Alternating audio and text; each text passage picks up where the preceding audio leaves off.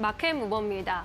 미국의 제47대 대통령으로 백악관에 4년 만에 재입성한 도널드 트럼프 대통령. 그의 여러 가지 발언들이 국내 시장에도 영향을 주고 있습니다.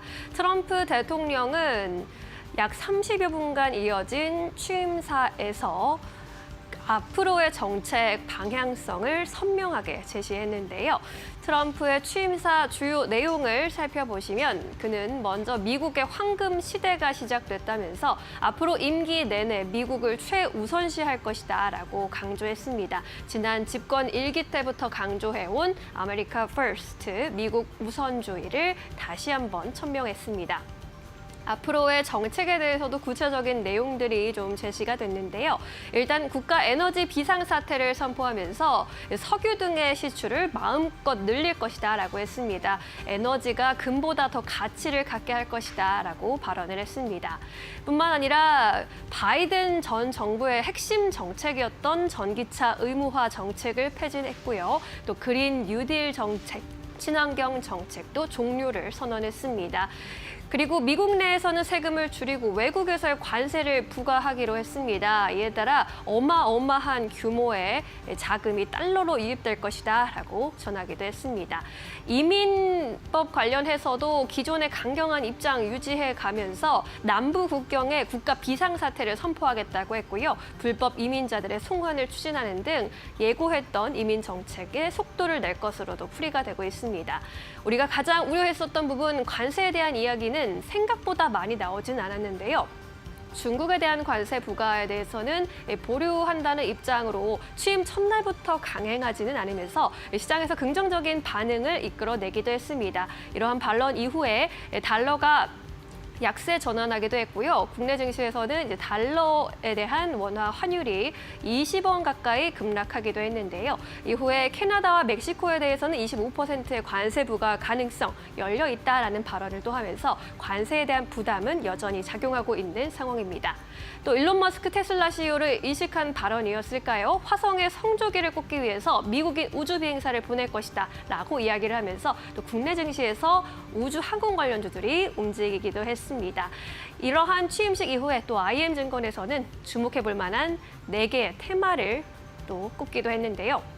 에너지와 AI 로봇, 우주, 안보가 선정이 됐습니다. 일단 에너지에서는 에너지 정책이 LNG 및 원자력 르네상스를 이끌 것이다라고 전망을 했고요. LNG 프로젝트 관련해서 수주를 받을 수 있는 기업들 위주로 주목해보자라는 의견 제시했습니다. 또한 규제 완화와 패권 전쟁 속에서 AI와 로봇 산업이 더욱더 탄력을 받을 것이라면서 관련 산업에 또 주목하자라는 의견 제시했고요. 앞서 나왔듯이 우주에 관련된 의견도 힘을 받고 있는 상황입니다. 우주 패권 전쟁에서 승리하기 위해서 아르테미스 프로젝트와 우주군, 민간 우주 경제 성장이 본격화될 것으로 내다보고 있고요. 또 민간 주도의 우주 사업 방식인 뉴스페이스의 활성화도 기대되고 있는 상황입니다. 이에 따라서 또 우주 상공 산업에 대한 기대감 커지고 있는 모습입니다. 안보 분야에서도 미국 우선주의에 입각해서 안보 무임승차 불가론을 내세우고 있는데요. 이에 따라 나토 회원국들을 향해서 대대적인 방위비 증액 압박에 돌입할 것으로 보입니다. 방위 수출이 가능한 우리나라의 방위 산업 관련 기업들은 계속해서 수혜가 나타날 것이다라는 전망이 힘을 받고 있는 상황입니다. 에너지와 AI 로봇, 우주 안보 관련해서 4가지 키워드에 집중해 보시면서 앞으로의 트럼프 시대에 대비해 보시면 좋겠습니다. 마켓무버 전해드렸습니다. 네, 이어서 오늘 시장에서 뜨거운 이슈들 그리고 종목들 함께 이야기 나눠보도록 하겠습니다. 오늘도 두 분과 함께 해보도록 하겠습니다. 지시인포의 박근호 이사, 이데일리온의 박정식 파트너 모셨습니다. 안녕하십니까? 안녕하세요. 네, 오늘 두 분과 함께 뜨거운 이야기 해보도록 하겠습니다. 오늘은 어떠한 이야기를 해보면 좋을까요? 지금 바로 주제 공개해보도록 하겠습니다.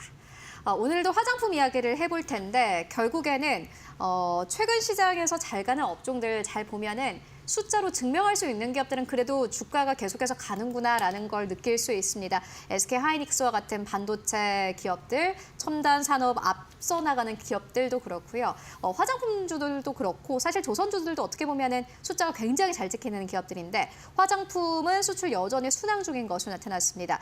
2025년들의 트렌드를 좀 전망을 해볼 텐데 여전히 인디 브랜드 2025년에도 좀 주목을 해보자 혹은 대형 브랜드에게도 이제 기회가 온다. 이 두 가지 선택지를 두고 이야기 나눠보도록 하겠습니다. 먼저 박근호 이사님 어떻게 보십니까?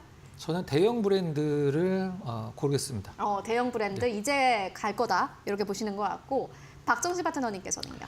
네, 대형 브랜드도 가겠지만 여전히 인디가 주도할 것이다라고 생각을 합니다. 네. 네, 알겠습니다. 그래도 네. 대답은 인디 브랜드로 네. 들어보도록 하겠고요. 그렇다면 박근호 이사님은 대형 브랜드를 보시는 게 중국의 부활 이런 걸 보시는 걸까요? 그런 것도 있긴 한데요. 네. 오늘 이거 주제를 받았을 때 제가 작가님한테 한번 여쭤봤어요. 네. ODM은 빼고 가는 거죠? 그랬더니 ODM은 빼고 브랜드에서만 논하자라고 하셔갖고. 뭐 ODM도 뭐. 네. 그래서 왜냐면은 저는, 네. 지금까지 탑픽이 ODM이었으니까. 그렇죠. 네. 저는 인디 브랜드를 생각을 할 때 이걸 한 줄로 정리를 한다라고 하면 좀 약간 해자가 없는 느낌이에요. 그러니까 뭐 이제 트렌드에 너무 이제 이게 너무 휩쓸리다 보니까 실질적으로 좀 ODM 기업들이 그래서 돈을 벌긴 합니다만은 우리나라 이제 대표적인 어떤 인디 브랜드 3개 정도 살펴보면 지금 굉장히 잘 나가고 있죠. 소위 얘기하는 뭐 조선미녀, 그다음에 마녀공장, 그다음에 스킨천사 이 정도 들 수 있을 텐데 이것 때문에 가장 많이 오른 기업이 실질적으로 실리콘2죠. 실리콘2가 이제 이런 인디 브랜드들을 외국에다 유통도 하고 역직구라고 보통 얘기를 하죠. 근데 지금 이 실리콘2가 운영하고 있는 그 사이트 인스타가 이제 스타일 코리안이라고 있는데 그 팔로워 수나 뭐 이런 것들이 뭐 어마어마하더라고요. 한 75만 정도 되던데. 와. 지금 이것과 똑같은 어떤 그 인스타나 그 사이트들이 역직구 사이트가 굉장히 많이 생기고 있어요. 뭐 예스 스타일이나 뭐 스타일 바나 이런 사이트를 계속 생기고 있기 때문에 일단 이 트렌드, 어떤 트렌드의 어떤 그 같이 실려서 어떤 그 특정 제품이 히트를 쳤을 때 이제 그 매출이나 영업이 확 늘어나는 구조인데 다른 말로 얘기를 하면은 아까 제가 이제 해자를 말씀드리긴 했었습니다. 진입 장벽이 굉장히 낮다라고 생각을 하거든요. 사실 네. 그렇죠. 이제 ODM에다가 이제 맡기기만 해놓은 거니까 어떻게 보면은 실질적으로 뭐 마녀공장 같은 경우도 작은 영역을 갖고 있는 기업은 아니죠. 2010년도 초반서부터 시작을 했으니까. 근데 반면에 대형 화장품에서 이제 아모레퍼시픽을 저는 이제 탑픽으로 꼽고 있는데 네. 가장 중요한 것은 최악에 지났다. 그러니까 23년도 4분기 실적 대비해서 작년 24년도 4분기 실적 보면 뭐 퀀텀 점프라고 할 정도로 좋아졌거든요. 근데 그게 23년도 실적을 보면은 너무 안 좋았기 때문에 네. 이제 기저 효과를 24년도가 굉장히 좋아 보이는 효과가 있긴 합니다만은 중국 쪽에서 이제 전제 조건 걸고 중국 쪽에서 최악에 지났다라고 하면 지금 아모레퍼시픽의 미국 쪽에서 성장을 보면은 이게 굉장히 좋은 성장성을 보여주고 있거든요. 그래요? 그래서 정리를 하면 최악은 중국 쪽에서 최악이 지났고 미국 쪽에서 급성장을 하고 있고 또 인디 브랜드 런칭도 올해 굉장히 활발하게 할 것이라고 예고가 돼 있거든요. 그래서 뭐 다 좋습니다. 다 좋은데 저는 그냥 더 좋은 게 대형사 중에서 아모레퍼시픽이 지금 자리가 굉장히 좋다. 수급도 좋고 이렇게 정리를 하도록 하겠습니다. 그러면은 ODM이 여전히 탑픽인 건 맞으시죠? 인디 브랜드를 살려고 하면은 저는 그냥 ODM을 사거나 아니면 실리콘2를 살 것 같은데 실리콘2는 지금 너무 제가 봤을 때는 수준이 좀 높아왔습니다. 부담스러운 주가 상황이라네. 알겠습니다. 사실 인디 브랜드가 2024년을 거의 이끌다시피 했고 정말 많은 브랜드, 저도 참 들어보지 못한 브랜드가 많더라고요, 보니까는. 그러한 기업들이 좀 선전하는 그러한 한 해였는데 2025년에도 그 트렌드는 가겠지만은 주가 수준을 봤을 때 지금 이 시점에서는 아모레퍼시픽도 사실 중국에서 최악을 지나가고 있는 상황이고 미국 안에서도 성장이 이루어지고 있기 때문에 잘 주목을 해보는 것이 맞겠다라는 의견 전해주셨습니다. 박정식 파트너님 들어볼까요?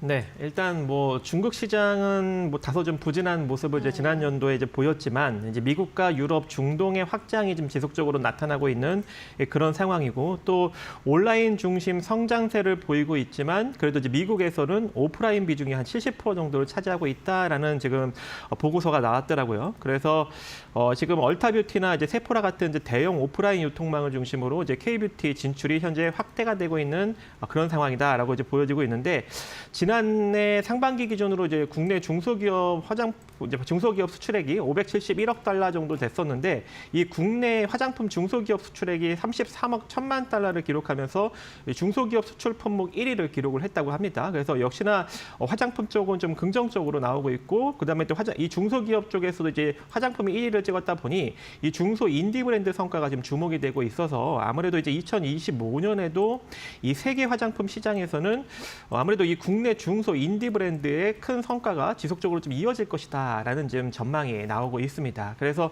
역시나 아까도 이제 언급해 주셨다시피 이 인디라고 하면은 OEM, ODM 업체밖에 없는 것 같아요. 지금 따지고 보면. 그래서 주가가 이제 다른 이제 인디 브랜드들 주가는 전부 다 조금 이제 부진한 흐름을 좀 보이고 있더라고요. 그래서 그나마 지금 뭐 이제 한국 콜마 정도가 왜냐면 이제 코스맥스 같은 경우에는 최근에 좀 가파르게 좀 주가가 상승이 나온 측면이 있는데 한국 콜마는 이제 막 지금 들고 일어나는 추세이고 아직까지 지금 121선 아래에 놓여져 있기 때문에 만약에 이제 OEM, ODM 업체를 노린다면 한국 콜마를 노려보시는 것이 단기적으로 좀 좋은 결과를 만들어갈 수 있을 것 같고 그다음에 조금 이제 중견 브랜드 중에서는 코리아나가 지금 바닥에서 이제 막 시세 분출을 앞두고 있는 흐름을 좀 만들어내고 있습니다. 그래서 코리아나 정도를 여러분들이 바라보시면서 지금 주가에 한번 이제 건드려 볼 수 있는 여력이 존재할 것 같고 최근에 조금 이제 시세가 나온 이츠 환불 또한 여기서 조금 이제 조정을 받게 될 경우